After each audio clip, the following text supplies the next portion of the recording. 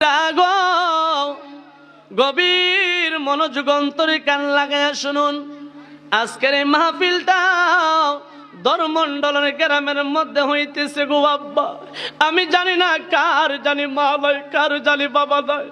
এ যুবক, আজকে অনেক সন্তান মা হারায় মাহফিলের মধ্যে বইসা গেছে।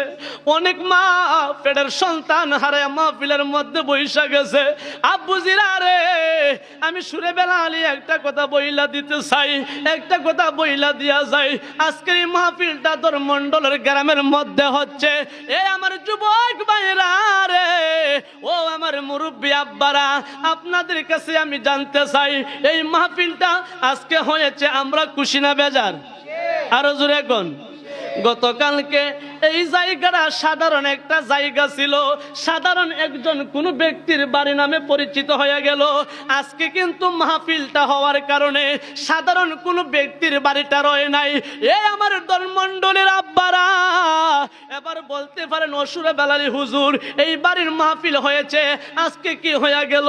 এই জায়গাটা কি হয়েছে জানেননি গো আব্বা? এই জায়গাটা দলমন্ডলের সাধারণ একটা বাড়ি হয় নাই, এই জায়গাটা রহমাতুল্লিল আলামিনের জান্নাতের বাগান হয়ে গেছে।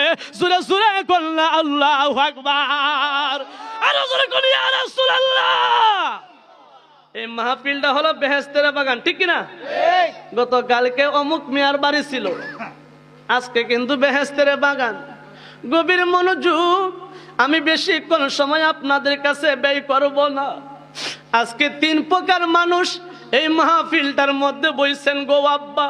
এক প্রকার মানুষ আছে যাদের দুনিয়ার মধ্যে মা আছে, বাবা লয়। আরেক প্রকারের মানুষ আছে যাদের বাবা আছে, গর্ভধারণী মা লয়।